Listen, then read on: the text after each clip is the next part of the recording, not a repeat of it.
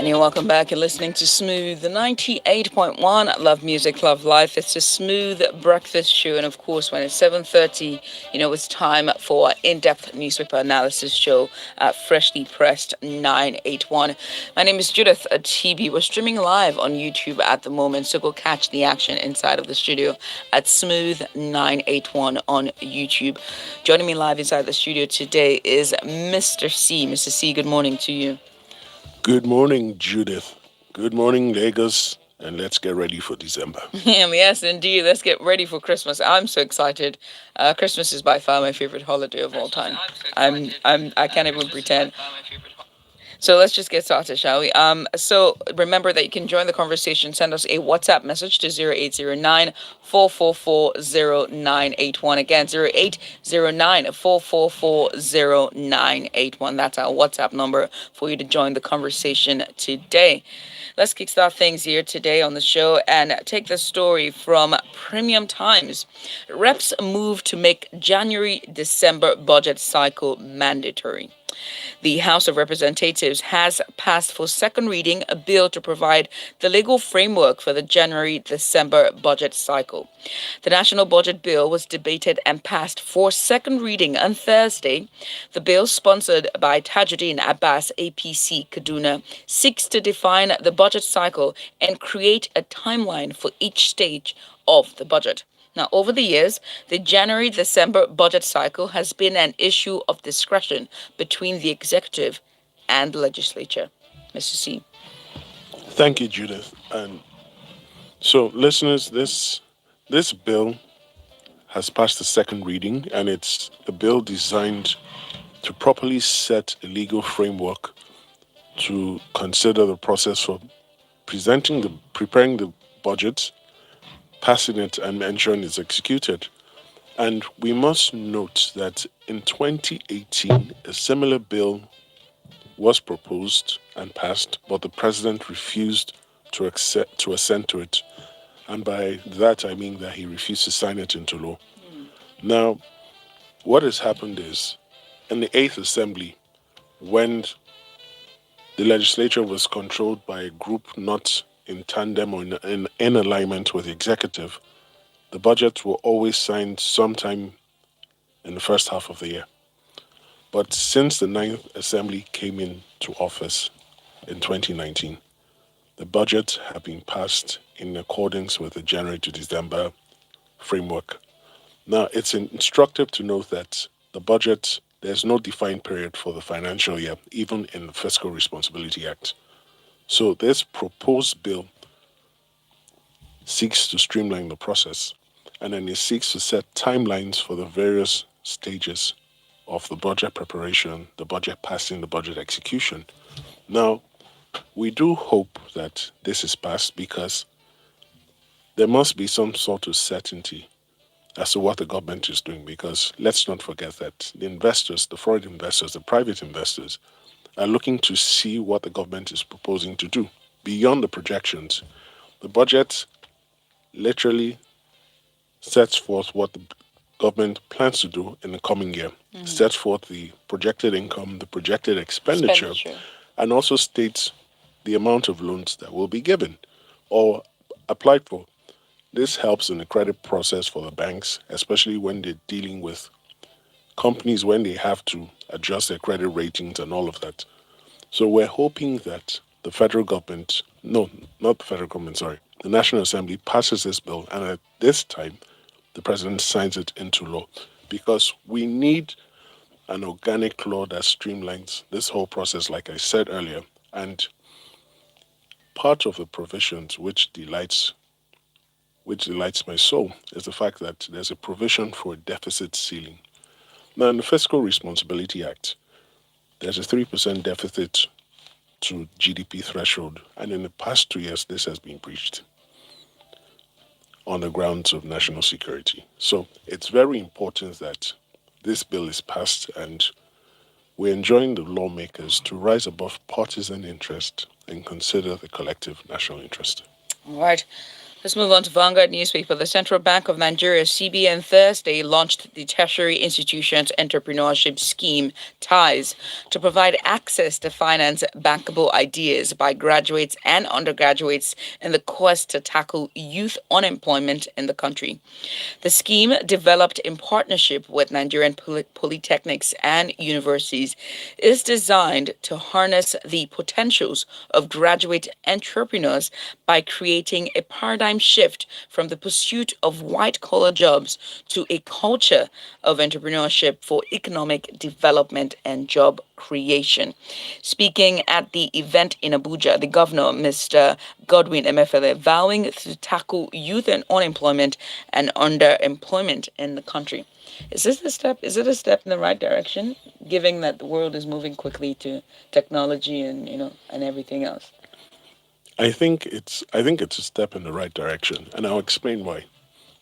The current Nigerian population is estimated at about 213 million, and at least 75 to 80% of that population is age 35 and below. Also, every year the Nigerian universities churn out at least 600,000 graduates. Mm. Now we're not impervious and we're not unaware of the current economic climate. All these people leaving the universities this year, each year, we can't say that there's sufficient number of jobs to absorb all of them. And this is a good step by the central bank, even though I would have wished the banks, the private banks, would have taken this upon themselves in the first place. So what they're proposing is if you have a bankable idea and you've not, and the period between which you graduated and the period of the application is not more than 7 years, you can apply for a loan under this facility. And the scheme is comprised of three segments. You have the term loan component, the equity investment component, and the developmental grant component. Now, for individuals, you can apply for a maximum of 5 million. For partnerships or companies, it's 25 million, and the tenor of the facility is 5 years with a 1 year moratorium, and the interest is 5% per annum. Now, it's important to stress that this is very good given the interest rates because if these individuals were to approach the banks for commercial loans, it will certainly not be at 5%. Good Now, stuff. finally, it's a step, like I said earlier, it's a step in the right direction. And if more Nigerians can be encouraged to develop the ideas with the required funding, Nigeria will be in a much better space because we cannot rely continually on government to create the jobs. And government has no business creating the jobs. Government's role is to create the enabling environment for this to thrive. Fantastic. Let's move on to Punch newspaper. Subsidy. Federal government may deduct 2.4 trillion naira palliative from Federation account. Plans talks, and that's from Punch newspaper. The federal government may deduct at least 2.4 trillion from the Federation account to fund the 5,000 naira cash palliative that will be handed over to 40 million poor Nigerians after the fuel subsidy has been removed next year. This is just as the Punch learned on Thursday that the list of poor Nigerians on the federal government's National Social Register has surpassed 42 million and may hit 43 million by December. This implies that the figure to be spent on the subsidy palliative may hit 2.58 trillion naira in 1 year. Mr. C. Thank you, Julius. So I've been following this story and it's a bit baffling and concerning to me. And I'll explain why. We're on track. We're on track to spend at least 1.8 trillion on the fuel subsidy in 2021. Now, because of pressure from the World Bank and the International Monetary Fund, the Nigerian government is also on track to end fuel subsidies by the end of June 2022. Now, they propose to replace the fuel subsidy with a 5,000 naira monthly transport grant to at least 40 million poor Nigerians. And as you just said, it's risen to 43 million. Now, the bigger question is this. The finance minister has consistently told us that Nigeria cannot afford the fuel subsidy of 1.8 trillion, that it's a huge drain on our resources and it's not sustainable long term. She's very correct. Now, if 1.8 trillion isn't feasible long term, the question then arises, where is this transport grant money coming from? Because when you do the calculations, at 40 million Nigerians, that's at least 200 billion every month. Times 12 months, that's 2.4 trillion every year. That is even 600 billion naira more than the fuel subsidy. Now, her explanation is that the transport grants will be funded by deductions from the federal allocations due to the state and then deductions made from revenue generating agencies such as the NNPC, the NPA, Customs, and the FIRS. And she says those discussions are ongoing. A bigger question for me is why are the refineries still not working? Because a huge reason for the subsidies are we're not refining our crude oil. When it comes in, there are all sorts of charges that are added to it, like the landing cost, marketers margin, and the cost of moving it up country. Now, if we were refining our crude oil locally, irrespective of the movement of the price of crude oil on the international market, it shouldn't affect substantially the price of petrol in Nigeria. Pengerson has stated that before the subsidies are removed, the refineries have to be working, and I agree with that. If the refineries were working, if the refineries were working, there would be no need for a fuel subsidy in the first place. Because the four refineries should be in a position at optimal production to satisfy the daily requirements of Nigeria with regards to petrol. So it's instructive that whilst these conversations go on, the governors should ask these pertinent questions. Why are the refineries still not working? What is the plan for the refineries? Because if all of that happens, then we shouldn't be discussing subsidy, and then these sums that are devoted to subsidies or this proposed sum that will be given to poor Nigerians can be used for other pressing matters.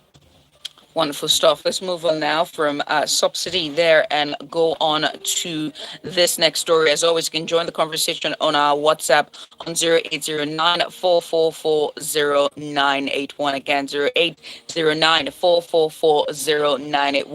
You can also send us, you can join us on YouTube at Smooth981 on YouTube there. We have messages here. This is A from Yaba, and it goes, Hey, I can't help to wonder that they are ending a fuel subsidy by June 2022.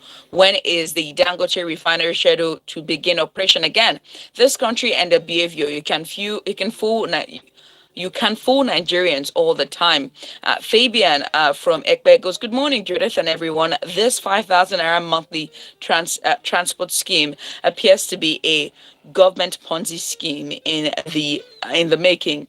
Take from former federal allocations to fund it. Why not put the money into transport, food, refineries, etc., to cushion the effect of the subsidy removal?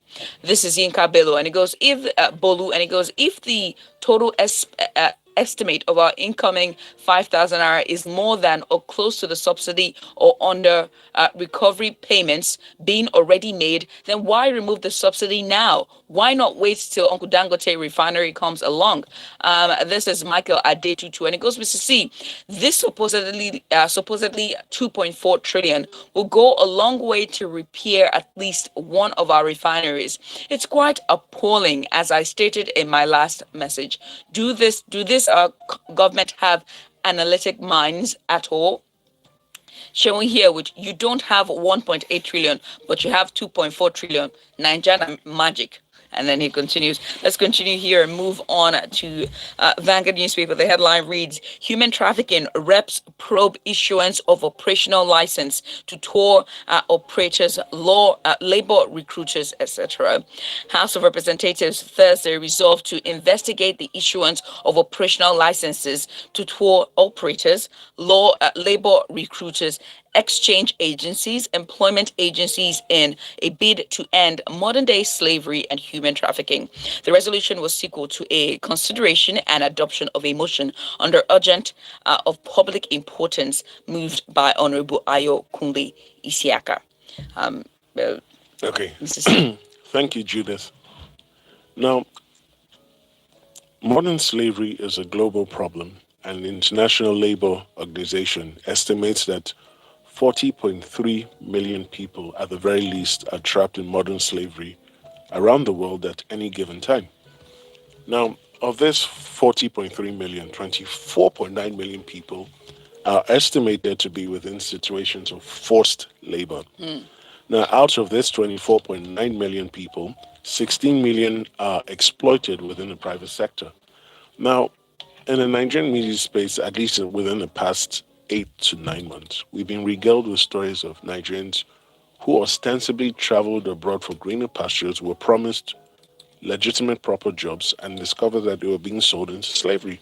And Nigeria has been forced to intervene and ensure that its citizens are brought back. And kudos must go to the commission led by Honorable Abike Dabiri, because they've done their fair bit in ensuring that the rights of Nigerians are protected. Now, beyond this, it's a clarion call for the regulation of that space that involves recruiting Nigerians to take up jobs outside the country. Yes, all of these agencies are not Shylocks, they're not criminals, but there are some fraudulent and criminally minded people still operating within that space. And the truth of the matter is, exercises like this will not terminate them completely, but it will reduce it to a bare minimum. And it's important that they are allowed to do this. But beyond all of this, there's an underlying problem that forces these people to contemplate or to risk taking these jobs. And it's the bad economic situation in Nigeria. If Nigeria was stable enough to allow people to explore their passions, to develop their passions, not everyone is called to a 9 to 5 job. But there are people who, given the right environment, will thrive because they can develop their passions, do what they enjoy doing, and contribute to the economy.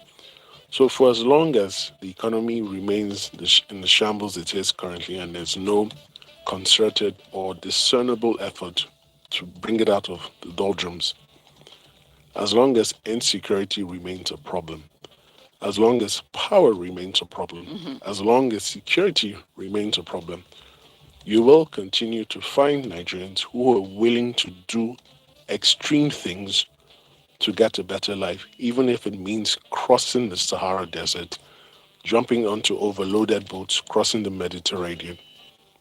It's not going to stop because the average human being, it's human instinct. They want a better life. The average human being wants a better life.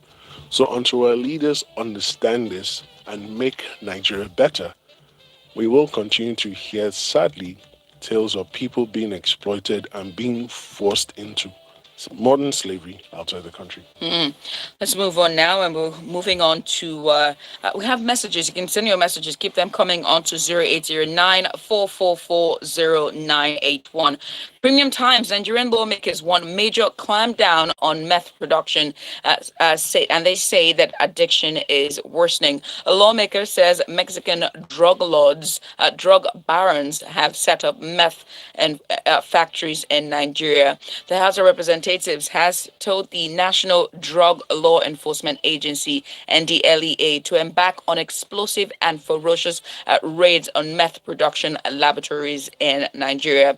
The lower chamber also directed the federal government to develop a national policy to combat meth and other narcotics across the country. Now, this resolution followed a motion of urgent public importance moved by Henry Nwawuba, APC Imo, on Thursday during plenary. Mr. C, we've talked about this privately ourselves, even before we come on air, and we just talked about how much it's very rampant in the East, and it's just growing every single day. Okay. Thank you, Judith, and you're correct. Nigeria is in the midst of a drug pandemic, and the figures are quite shocking, especially if you're in the space where there are NGOs treating drug addicts, treating people who are trying to get out of the drug addiction process. It is truly frightening, and kudos must go to the NDLEA, led by retired Brigadier General Buba Mawad. Ever since he assumed office, there has been a consistent and intense onslaught on drug traffickers and people who are in the drug trafficking space. And he's continued to record major successes. However, in the southeast, there is a problem today, and it's very frightening. It's a methamphetamine addiction problem. It's also known as crystal glass. And in the East, it is very cheap, and you have people as young as 11 taking this drug and becoming addicted to it. And when they become addicted to it, they lose control of their mental faculties and they commit all sorts of atrocious crimes. Now, it's interesting to note that the Mexican crime syndicates have set up meth labs all over the southeast. And it's a call to the NDLEA. Kudos for the job done so far, but you need to intensify your efforts, because if care is not taken now to address the meth problem in the southeast, in about 10 years, the southeast will be like Harlem in the late 60s, early 70s, when there was a drug addiction problem, especially to heroin and meth. Thank you. That's a good one there. We have messages here. I'm going to take them. This is Ken, and it goes, "Hi, Judith. Yeah, he goes, "Hi, Judith. It seems the gods cursed Nigeria that our oil would dry up the day we start refining. The manner the government avoids discussing us refining our crude oil is mind-boggling." That's from Ken there. George Kubani. Kobani, I hope I got that last name. Kobani. He goes, "Replacing a subsidy with a cash payment makes no sense. That 5,000 naira will not be applied to transportation. It will go to food. Why not target the transport sector itself?" This is although you didn't leave your name though, and he just go, "Hello, FP crew. I totally agree with Mr. C's analysis, because my question is, why can't they use the money to build modular refineries?" Let's see here. This is Ehi, and it goes Ehi from Yaba. It goes, "It's not just meth. We have a serious issue with pharmacies dispensing drugs with prescriptions, especially analgesics and opioids. He means without prescriptions, especially with opioids and the rest." This is Kunle from Ifako Bagada, and he goes, "Good morning, great crew. I think the government should first apologize for claiming there was no subsidy before 2015 elections. Removal of subsidy is good, but 5K for 40 million poor Nigerians is a lazy man thinking and approach. There are better policies to protect the poor against the removal. Thanks." And that's from him there. We move on because we're pretty much out of time here. We're going to Guardian for this one. The headline reads, "COVID-19 December 1st deadline. Only 3% eligible Nigerians fully vaccinated." But less than a week to the December first deadline for COVID-19 vaccine mandate for federal civil service servants. Figures released yesterday by the National Primary Health Care Development Agency shows that a paltry 3% of the eligible population have been fully vaccinated, despite assurances by government of the availability of sufficient vaccines. Three states had earlier made it compulsory for workers to get vaccinated, failing which they would be denied access to public spaces and religious worship centers. The states are Edo, Kaduna, and Ondo. While it had been a tepid enforcement of the mandate in Kaduna and Edo since November 1st, Ondo last week extended the deadline for civil servants vaccination to December 31st of 2021. And this goes on, the figures goes on and on and on. Why are people not getting vaccinated? What is really the issue, Mr. C? Okay, thank you, Judith. So I don't think there's one answer to that question. So one possible explanation could be, do we have a sufficient number of vaccination doses to be administered? Two, do we have enough outlets for people to go and get the vaccines? Because before the Lagos state government brought in the private centers, the private hospitals, where you could walk in and get the dose, it was mayhem at any of the public spaces. It was just confusion. It was just all sorts of absurdities. And then beyond that, there's still doubt as to the efficacy and the potency of the vaccines currently available for administration. And it doesn't help their cause that people who have taken the two doses have fallen ill, contracted COVID again, and some of them have died, even though they may have had underlying conditions. Now, again, it's also possible that more awareness has to be done, more publicity has to be driven, because the federal government set a target of 50% of the population should be vaccinated by the end of January 2022. Ladies and gentlemen, that's 2 months away. December is literally upon us, and we're nowhere near that. Now, beyond that, the federal government has said that federal workers, federal civil servants who are not vaccinated or unable to provide a negative PCR test 72 hours before would be allowed into government offices. Now, the question is this: that directive is based on what law? Some people have argued that it's based on the Quarantine Act, but the Quarantine Act, to the best of my understanding, has not been amended lately.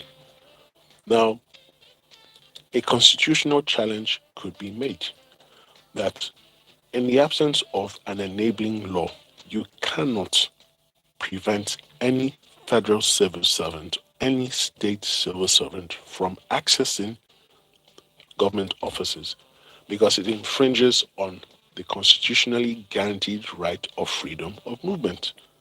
And we must remember that government offices are public spaces built for, maintained, and run with money, which the bulk of it comes from taxes paid by the individuals. So it's important that the government does not act ultra vires, and that if it is determined to enforce this directive, the enabling law, the enabling act must be put in place.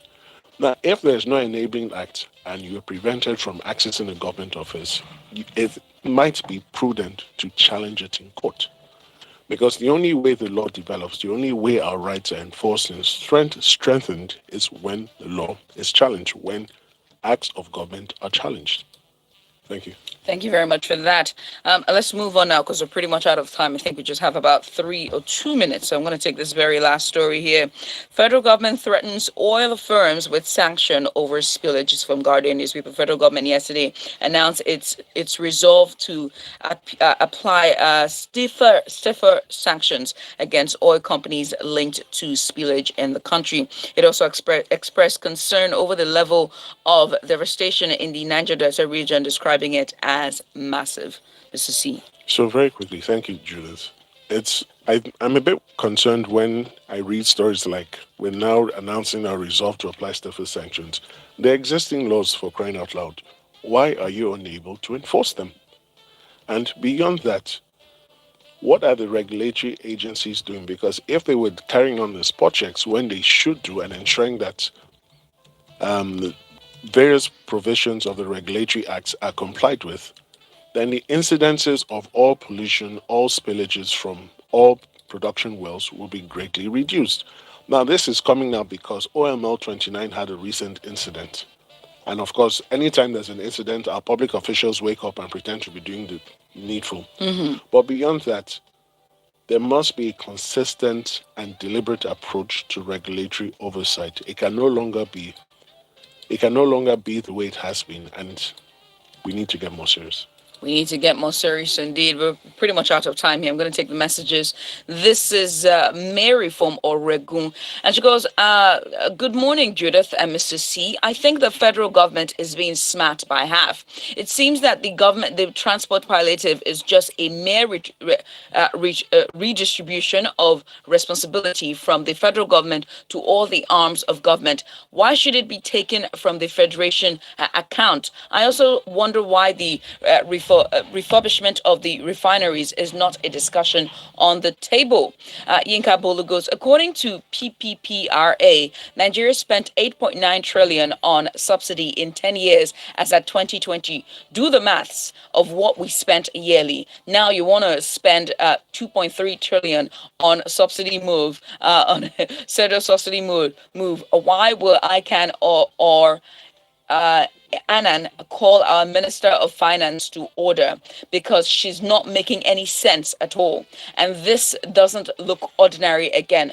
Village people angle needs to be looked at.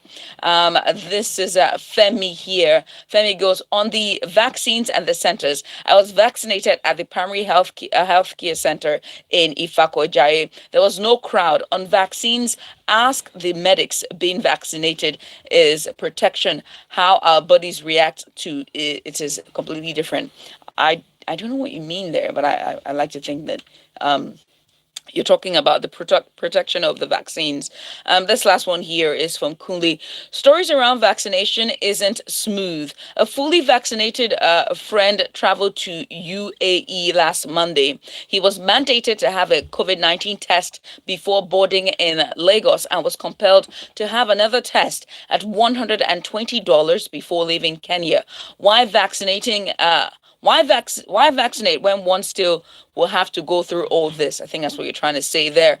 Fabian from Ekpe goes, I'm sorry, but I don't agree with Mr. C, as there are centers where there are very few people who come to take the vaccines. However, agree that the government should do more to encourage people to get vaccinated by increasing availability using religious, traditional musicians and other key stakeholders to help out. Thank you everyone for joining the conversation today on our WhatsApp and also on YouTube as well. Mr. C, thank you so much for that. All right, this brings us to the very end of Freshly Pressed 981. I was having a little bit of technical difficulties, if you can hear in the background. So there's going to be a little bit of dead silence for about 5 minutes, but I'm going to try to fix it. But still, stick around. This is Smooth Breakfast on Smooth 98.1. Please stay with us. The headlines, the stories, the news. Headlines. Read all about it. In-depth analysis of national current affairs. Freshly pressed.